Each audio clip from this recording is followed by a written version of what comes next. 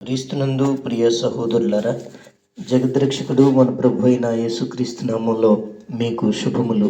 పరిశుద్ధ గ్రంథం బైబిల్ గ్రంథంలో నుండి దేవుని యొక్క మాటలు కొన్ని ధ్యానం చేద్దాం. దైవజనుడు అపోస్తలుడైన యాకోబు రాసిన పత్రిక 1వ అధ్యాయం 19వ వచనం. నా ప్రియ సహోదరులారా, మీరీ సంగతి ఎరుగుదురు గనుక ప్రతి మనుషుడు వినుటకు వేగిరపడువాడును, మాటలాడుటకు నిదానించువాడును, కోపించుటకు నిదానించువాడునై ఉండవలెను. దేవునికి స్తోత్రం. ఈ వాక్య వచనం ధ్యానిస్తూ ఉండగా పరిశుద్ధాత్మ దేవుడు మనతో మాట్లాడునుగాక. అపోస్తలుడైన యాకోబు ఈ పత్రిక వ్రాస్తూ ఆత్మీయమైనటువంటి సత్యాలను సంఘానికి తెలియచేస్తూ ఈ మాటలను వ్రాస్తూ ఉన్నారు. నా ప్రియ సహోదరులారా అని అంటూ ఉన్నారు. ఈ సంఘాన్ని యాకోబు కోట్ చేస్తూ సంఘానికి క్రీస్తు ప్రభుల వారి యొక్క భక్తి తత్వాన్ని, భక్తి విలువలను తెలియచేయడానికి సంఘము అనేది ఈ మానవ సంబంధమైన జీవితంలో, శరీర సంబంధమైన జీవితంలో భక్తి చేయటానికి, క్రీస్తు భగవానుడిని సేవించటానికి, క్రీస్తు దేవుడిని ఆరాధించటానికి దేవుని చేత ఏర్పాటు చేయబడినటువంటి ప్రజలుగా సంఘము ఉన్నది కనుక దేవుడు ఏర్పాటు చేసుకున్న సంఘానికి దైవజనుడు ఎలాగూ దేవుని వాక్య పరిచర్య చేసేవాడై ఉన్నాడు అనే విషయాలను ఈ దైవజనుడు తెలియచేస్తూ ఉన్నారు. విశ్వాసి మాటలాడుటకు నిదానించువాడై ఉండాలి, మాటలాడుటకు నిదానించువాడు అని అంటూ ఉన్నారు. దేవునికి స్తోత్రం, హల్లెలూయా. ఎందుకని మాటలాడుటకు నిదానించాలి, ఏమిటి అసలు మాట్లాడడము అని చెప్పి సూచినప్పుడు దేవుని వాక్యం అంటూ ఉంది కదా, నిజమైన విశ్వాసి మాటలాడుటకు నిదానించువాడు, వినుటకు వేగిరపడువాడు. ఈ వినేవారు ఎవరు అని సూచినప్పుడు దేవునికి స్తోత్ర. వినేవారు ఎవరు అని అంటే భక్తుడే వినేవాడు. వినేవాడు ఎవరు అని అంటే దేవుని యందు ఆసక్తి కలిగిన వాడు. కనుక ఈ వినడం అనేటటువంటిది ఒక క్రైస్తవుడికి ఉండవలసిన లక్షణం ఏంటి? మనం మాట్లాడే మాటలు మన ఆలోచనలను తెలియచేస్తూ ఉన్నాయి. వినడం అనేది భక్తి చేయడాన్ని తెలియచేస్తూ ఉంది. లూదియా పౌలు చెప్పుచున్న మాటల మీద లక్ష్యముంచెను గనుక ప్రభువు ఆమె హృదయమును తెరిచెను. ప్రభువు లూదియా హృదయాన్ని తెరిచినప్పుడు తన కుటుంబము రక్షణ పొందటానికి తాను పౌలు భక్తునితో అంటూ ఉంది, నేను భక్తి గలదానని ఎంచితే మీరు నా ఇంటికి వచ్చి ఉండుడి.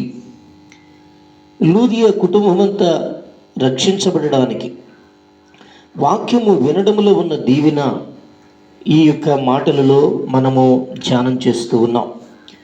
వినుటకు వేగిరపడువారు అని చెప్తూ ఉన్నారు. మనం దేవుని బిడలంగా వినేవారమై ఉండాలి. ఏమి వినాలి? క్రీస్తును గూర్చిన సంగతులు వినాలి. ఏమి వినాలి? వాక్యాన్ని వినాలి. ఏమి వినాలి? భూమి మీద మానవుల ఎడల దేవుడు జరిగించే అద్భుతాలను, మహత్కార్యాలను గూర్చి వినాలి. ఏమి వినాలి? మానవుని ఎడల దేవుడు ఎలాగూ నడుచుకొనుచున్నాడు అనేది వినాలి. ఏమి వినాలి? మానవుడిని దేవుడు ఎలా దీవించారు అనేది వినాలి. ఏమి వినాలి? మానవుడు దేవుడికి ఏమై ఉన్నారు, దేవుడు మానవునికి ఏమై ఉన్నారు అనేది వినాలి. స్తోత్రం. ఏమి వినాలి? సకల సృష్టికర్త అయినటువంటి యేసుక్రీస్తు ప్రభుల వారి యొక్క దైవత్వాన్ని వినాలి. దేవునికి స్తోత్ర. ఆకాశములు ఆయన మహిమను వివరించుచున్నవి అని కీర్తనల గ్రంథం సెలవిస్తూ ఉంది. దేవుడు మహిమ కలిగిన వాడు. ఆయన మహిమను ఆకాశములు వివరిస్తూ ఉన్నాయి. ఆ మహిమ కలిగినటువంటి దేవుడు నాలో నుంచి, మీలో నుంచి ఏమి కోరుతూ ఉన్నారు అని చూసినప్పుడు దేవునికి స్తోత్రం. దేవుడు కోరుతూ ఉంది మనం ఆయన మాట వినేవారంగా ఉండాలి అని. యేసు మాట వింటే ఏమవుతుంది? యేసు మాటలలో ఏమి ఉంది అని అంటే సంపూర్ణమైన దైవత్వం ఉంది. మానవునికి పరిపూర్ణమైనటువంటి విజ్ఞానం క్రీస్తు మాటలలో ఉంది. మానవుని జీవితానికి సరి అయిన క్రమం క్రీస్తు ప్రభుల వారి యొక్క మానవ అవతారంలో ఉంది. మానవ అవతారమైనటువంటి క్రీస్తు దేవుని స్వరూపం. ఆయన జ్ఞాన స్వరూపం, ప్రేమ స్వరూపం. మానవుడిని దేవుడు ఏమంటున్నారు అనంటే అమితమైన ప్రేమతో ప్రేమించి నేను పాపులను రక్షించుటకు ఈ లోకానికి వచ్చిన వాడును అని దేవుడు అంటూనే ఆయన తన సంఘాన్ని కానీ తనను నమ్ముకున్నటువంటి భక్తులను కానీ ఆయన ఏమంటున్నారంటే ఆత్మతో సత్యముతో మీరు దేవునిని ఆరాధించుడి అని. యేసు ప్రభుల వారు ఆత్మతో సత్యముతో దేవుడిని ఆరాధించుడి అని సెలవిస్తూ వస్తున్నారు. యేసు ప్రభు దేవుడి ఉండి నన్ను ఆరాధించువారు ఆత్మతో సత్యముతో ఆరాధించుడి అని సెలవిచ్చిన దేవునిగా ఉన్నారు. దేవునికి స్తోత్రం. అనగా ఆ మాటకు అర్థం, ఈ దేవుడు ఎవరు? ప్రేమ స్వరూపి. ప్రేమ అయిన దేవుడు తన ప్రజలను ఉద్ధరించేటటువంటి వాడు. ఆయన యందు విశ్వాసము కలిగిన వారిని, ఆయన నామాన్ని ప్రియముగాను ఘనముగాను ఎంచుతున్న వారిని ఆయన కాచి రక్షించి కాపాడేవారై ఉన్నారు. నిన్ను కాపాడువాడు కొనకుడు నిద్రపోడు అని ఆయన సెలవిస్తూ ఉన్నారు. ఆయన నీకు నాకు కాపరి అయి ఉన్నారు, కాపుదల అయి ఉన్నారు. తను కాచే విషయంలో, కాపాడే విషయంలో తన జ్ఞానమంతటిని దేవుడు తెలియచేసేవారై ఉన్నారు. ఆయన జ్ఞానము చేత మానవుని తన యొక్క కుమారులుగాను కుమార్తెలుగాను పిలిచేవారై ఉన్నారు. దేవుడు ప్రేమస్వరూపి అయిన జ్ఞాని. ఆయన తన జ్ఞానం చేత మనలను నీతి కలిగిన మార్గాల్లో, జీవం కలిగిన మార్గాల్లో, మేలు పొందుకునే మార్గాల్లో దేవునికి స్తోత్రం. ఆయన యొక్క కృపాక్షేమాలు పొందదగినటువంటి మార్గాల్లో నడిపించేవారై ఉన్నారు. నీవు ఏ విధంగా నడుచుకుంటే నీ జీవితం మీదకు దేవుని యొక్క గొప్ప కృపాక్షేమములు, దీవెన ఆశీర్వాదాలు అనుగ్రహించబడతాయో అట్టి క్షేమాభివృద్ధి కరమైన మార్గాలలో ఆయన నడిపించేవారు. కనుక యేసు ప్రభు మనతో ఏమని చెప్తున్నారు అంటే ఆయన ప్రేమ స్వరూపి, ప్రేమ అయినటువంటి దేవుడు. తన ప్రేమ చేత తన ప్రజలను తన జ్ఞానవాక్కుల చేత ఆయన ఓరడించువాడు. కనుక విజ్ఞాన వివేక చైతన్యవంతులైనటువంటి నా ప్రియులరా, ప్రభు మాటలు మనతో అంటూ ఉన్నాయి. ఆయన నిన్ను తన మాటల యొద్ద దీవించే దేవునిగా ఉన్నారు. వినగలిగిన చెవి కలిగి ఉన్నటువంటి నిన్ను ప్రభు అంటున్నారు, ఆయన వాక్కులలో ఉన్న దీవెన పొందుకో, ఆయన వాక్కులలో ఉన్న మేలు పొందుకో, ఆయన వాక్కులలో ఉన్న శాంతి సమాధానము పొందుకో. దేవునికి స్తోత్రం. కనుక నీ సంతోషం ఎక్కడ ఉంది, నీ ఆనందం ఎక్కడ ఉంది అని అంటే స్వేచ్ఛగా దేవునికి స్తోత్రం, సమాధానకరంగా నీ క్షేమం కోరి, నీ మేలు కోరి, సర్వ మానవ రక్షణార్థమై దేవాది దేవుడు యేసుక్రీస్తు ప్రభుల వారు ప్రతి మనిషిని ప్రేమించి వానికి జీవమిచ్చు తన వాక్కులను ఏ విధంగా బోధించేవారై ఉన్నారో ఆ జీవవాక్కు, ప్రేమ వాక్కు నిన్ను ఉద్ధరించునుగాక. వాక్యం అంటుంది వినుటకు వేగిరపడేవారు అని. ఇక్కడ భక్తుడు మాత్రమే వినగలిగిన వాడు. అసలు ఒక్క మాటలో చెప్పాలి అంటే వినేవారు ఎవరు అనంటే తెలివి గలవారు. వినేవాడు ఎవరు అనంటే తెలివి కలిగిన వారు. నిజంగా ఏంటి ఈ తెలివి, ఏంటి ఈ వినగలిగిన స్థితి అని చెప్పి అనంటే ఒక వ్యక్తి జ్ఞాని కావడానికి అతడు ఎంతో అభ్యాసము చేసిన వాడై ఉన్నాడు. ఏమిటి అభ్యాసం? దావీదు గొర్రెల కాపరి, దావీదు రాజు. ఏంటి దావీదుకున్న జ్ఞానం? అతడు మిగుల జ్ఞానము కలిగిన వాడు. ఏమిటి దావీదుకున్న జ్ఞానం? అతను రాజు. అతనికున్న జ్ఞానం ఏంటి అని చెప్పి అనంటే దేవునికి స్తోత్రం, యెహోవా యందు భయభక్తులు కలిగి ఉండడం జ్ఞానానికి మూలము. ఈ యెహోవా ఎవరు? పుట్టించినవాడు. ఈ యెహోవా ఎవరు? పోషించుచున్నవారు, ఈ యెహోవా ఎవరు, కాచి రక్షించి కాపాడేవారు, ఆలనా పాలన చూసేవారు, అన్ని విధాల నాయకునిగా ఉండి నడిపించేవారు. కనుక దావీదుకి ఈ జ్ఞానం కలగడానికి గల కారణం, దేవునికి స్తోత్రం, అతడు దైవభక్తి కలిగిన వాడు.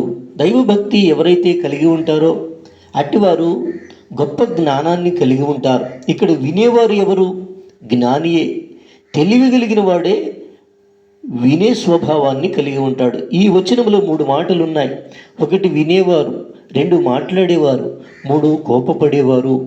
ఇక్కడ వినేవారు ఎవరైతే ఉంటారో వారు మాట్లాడడానికి ఆచితూచి మాట్లాడతారు. వారు కోపించే దాని విషయంలో న్యాయబద్ధంగా ఉండడానికి ఇష్టపడతారు. దేవునికి స్తోత్రం. నీతి న్యాయాలను ప్రేమించే వారి యొక్క కోపము అది దేవునికి ఇష్టకరమైనదిగా ఉంటుంది. నీతి న్యాయాలను ప్రేమించే వారు యొక్క కోపము అనేది దేవునికి స్తోత్రం. ఆ కోపము ఎలాగా ఉంటుంది అని అంటే న్యాయాన్ని గురించి తెలియచేసేదిగా ఉంటుంది. దేవునికి స్తోత్రం. కనుక ఈ మాటలను మనం ధ్యానం చేస్తూ ఉంటే ఈ దైవజనుడు ఏమని వ్రాస్తూ ఉన్నారు, ఈ దైవజనుడు ఏమని సెలవిస్తూ ఉన్నారు అని అంటే, మీరు వినుటకు వేగిరపడండి, మాట్లాడడానికి నిదానించండి. అంటే వినడం వలన జ్ఞానం వస్తుంది. జ్ఞానాన్ని ఎలా పొందుకుంటాం? వినడం ద్వారా పొందుకుంటాం. కాబట్టి మనము తొందరపడి ఏ మాట కూడా అనడానికి వీలు లేదు. గొప్పవాటిని గొప్పవాటిగా ఎంచాలి. దేనికి ఉన్న విలువ దానికి ఇచ్చిన నాడే భూమి మీద మనుషుడు సుభిక్షంగా జీవిస్తాడు. సర్వజనుల దీవెన మనుషునికి ఎప్పుడు కలుగుతుంది అని అంటే, దేనికి ఉన్న విలువను దానికి ఇచ్చి గుర్తించి ఆ విలువ ఇవ్వాలి. ఒక వ్యక్తిని తృణీకరించడం కానీ, ఒక వ్యక్తిని తనకు మనసుకు నచ్చినట్లుగా మాట్లాడడం అనే విషయం దగ్గర మొదట ఆ వ్యక్తి యొక్క స్థితిని ఇతడు తెలుసుకొనగలిగిన వాడై ఉండాలి. దేవునికి స్తోత్రం. ఒక నిర్దోషిని దోషి అనడం ఎంత తప్పు, అలాగే ఒక వ్యక్తి యొక్క వ్యక్తిత్వం తెలుసుకోకుండా అతని గురించి మాట్లాడడం ఎంతో తప్పు. అది అజ్ఞానాన్ని తెలియచేస్తుంది. నేనేమంటున్నాను అంటే, దేనికి ఉన్న విలువను గుర్తించి దానికి ఆ విలువ ఇవ్వడం ద్వారా నీవు నీ స్థితిమత్వంలో దీవించబడతావు.